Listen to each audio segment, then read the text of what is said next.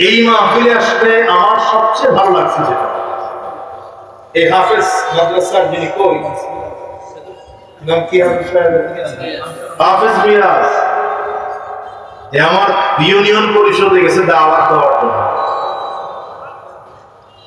আমি অন্ধ মানুষ মাদ্রাসা চালায় বরগুনা জেলায়, শুধু এতটুকু শুনছি আর কিছু শুনে আমি বলছি মাহফিলে যাব। আমার জীবনে এটা প্রথম যে কোন অন্ধ মাদ্রাসার মাহফিলের দাওয়াত আমার কাছে আছে। এর চেয়ে বড় মেহনত পৃথিবীতে হতে পারে কি বলে? আমাদের তো চোখ আছে, এই চোখওয়ালা কয়জন চোখওয়ালা আছেন কোরআন পড়তে পারে? কয়জন চোখওয়ালা আছেন কোরআন পড়তে পারেন? যেখানে তো মানুষ আছেন, আপনাদেরকে প্রশ্ন করি, বিবেকের কাছে প্রশ্ন করেন, আর এদেরকে আল্লাহ তাআলা দৃষ্টি শক্তি দেন নাই, চোখ দিয়ে দেখার শক্তি দেন নাই, কিন্তু আজকে এখানে একজন ছেলের পুরো কোরআন কারীম ইয়াদ করেছে এবং তাকে এখানে পাগড়িও দেওয়া হবে। আমার কথা ভিতরে দেখাইছে, ওরা পুরো কোরআন পড়তে জানে, ওদের কোরআন ধরনটাই আলাদা। কোরআন শরীফটা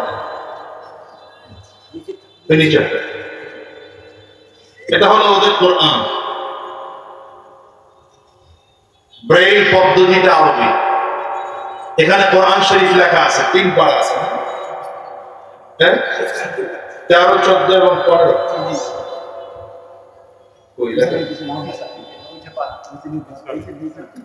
আচ্ছা আচ্ছা, ও আচ্ছা, এখানে 3 পারা কোরআন কারীম আছে।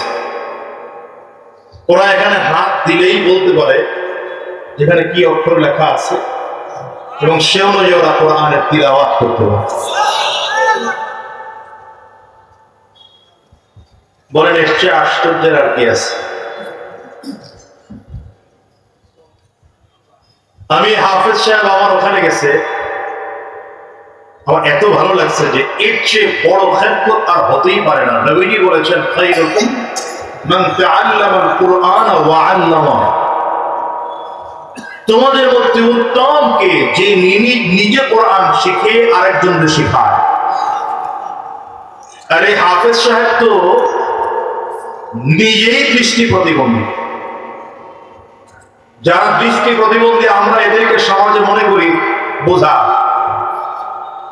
অথচ এই বোঝা এই জাতির জন্য বিশাল সম্পদ। এবং এই বোঝা শুধু সম্পদ না, সে গোটা জাতিকে, অন্ধ গোষ্ঠীকে জাতির সম্পদে পরিণত করার মেহনত করছে।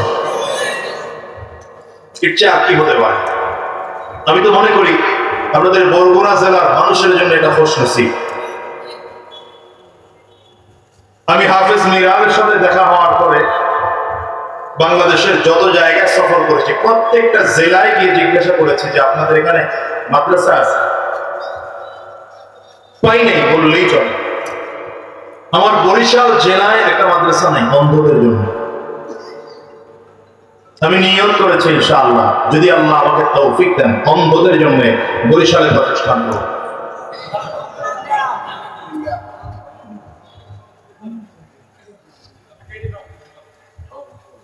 এবং এইটার জন্য তো দোয়া সহযোগিতা সব থাকবে ইনশাআল্লাহ। আমি বললাম না, বাংলাদেশের মাহফিলগুলোতে যে সকল বক্তাদের খুব কঠিন শর্ত থাকে, তার মধ্যে আমি আরেকজন।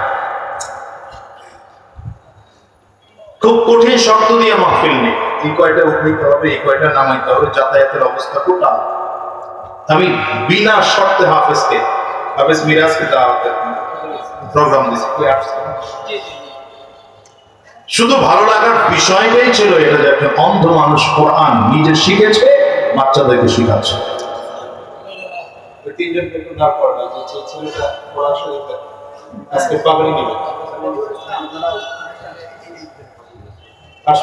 অসুস্থ, আজকে যে ছেলেটা পাগড়ি নিবে কোরআন শরীফের, সে অসুস্থ।